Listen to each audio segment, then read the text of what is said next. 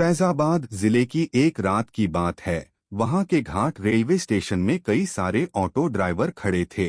सभी सवारी आते ही एक एक करके उन्हें बैठाते और चले जाते थे। जैसे ही रात ज्यादा होने लगी, ज्यादातर ड्राइवर अपने घर को चले गए। उसी रात दुर्गेश ऑटो ड्राइवर भी घाट रेलवे स्टेशन पर था। वो भी दूसरे ड्राइवरों की तरह घर जाने ही वाला था। तभी उसे याद आया कि एक पैसेंजर ट्रेन आने वाली है। दुर्गेश और 3-4 ऑटो चालक उसी पैसेंजर ट्रेन के इंतजार में रुक गए। तभी जोर जोर से बारिश होने लग गई। रात तो थी ही, लेकिन बादलों की वजह से चांद की रोशनी भी नजर नहीं आ रही थी। बादल गरजते और बिजली चमकती तो कुछ उजाला नजर आता, वरना अमावस्या से भी ज्यादा काली रात हो गई थी। कुछ ही देर में पैसेंजर ट्रेन आई। दुर्गेश को ट्रेन से एक खूबसूरत सी लड़की उतरती हुई दिखी, जिसके कंधे पर एक बैग और हाथ में एक सूटकेस था। वो लड़की सीधे दुर्गेश के पास गई और कहने लगी कि मुझे रामपुर जाना है।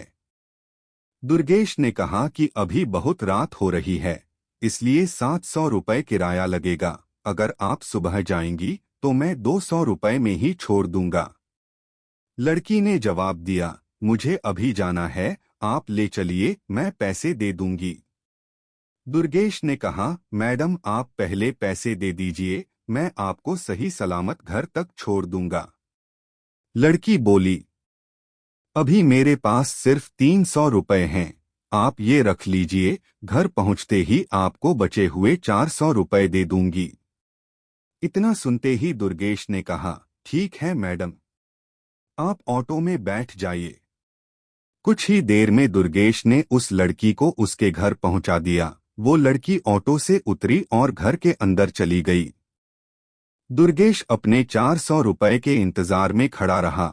आधा घंटा बीत गया, लेकिन लड़की लौटकर नहीं आई। दुर्गेश के मन में हुआ कि अंदर जाकर देख लेता हूं कि वो अब तक क्यों नहीं आई। उसने घर की घंटी बजाई और जोर जोर से आवाज लगाने लगा। तभी एक बुढ़िया ने घर का दरवाजा खोला। दुर्गेश ने उससे कहा कि एक मैडम यहाँ ऑटो से आई थीं, उन्होंने मेरे 400 रुपये देने हैं, वो अब तक पैसे लेकर बाहर नहीं आई। बुढ़िया ने हैरानी से पूछा, कौन मैडम?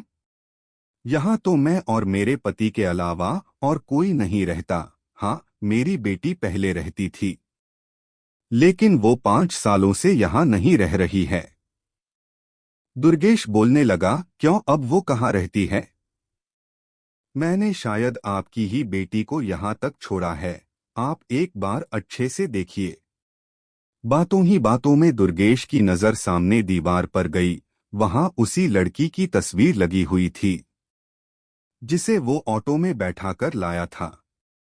दुर्गेश ने बुढ़िया से पूछा, वो दीवार पर जिसकी तस्वीर लगी है, वो आपकी बेटी है? बुढ़िया ने जवाब दिया, हाँ, वो ही मेरी बेटी है। क्यों, क्या हुआ? तुम ऐसे क्यों पूछ रहे हो? हाँ, जवाब सुनते ही दुर्गेश बोल पड़ा, माता जी, मैंने कहा था न कि मैं आपकी बेटी को ही घर लाया हूँ।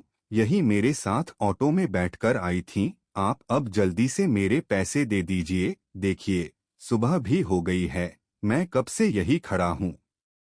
बुढ़िया ने दुखी मन से कहा, बेटा, ऐसा नहीं हो सकता। हाँ, ये मेरी बेटी है, लेकिन 5 साल पहले ये ट्रेन के नीचे आकर मर चुकी है।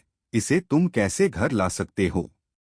ये सुनते ही दुर्गेश के होश उड़ गए। वो तेजी से वहां से भागा। जैसे ही वो ऑटो के पास पहुंचा तो देखा कि उसकी सीट में 400 रुपये रखे हुए थे। उसने वो पैसे भगवान के सामने रखे और मंत्र का जाप करते हुए आगे की ओर बढ़ गया। उसके मन में हुआ कि आज तो सवारी बैठाने और पैसेंजर ट्रेन के लालच में मेरी जान जाते जाते बची है। उस दिन से दुर्गेश ने रात को ऑटो चलाना ही बंद कर दिया। वो सिर्फ दिन के समय सवारी लाता व ले जाता और रात को घर में आराम से सोता है।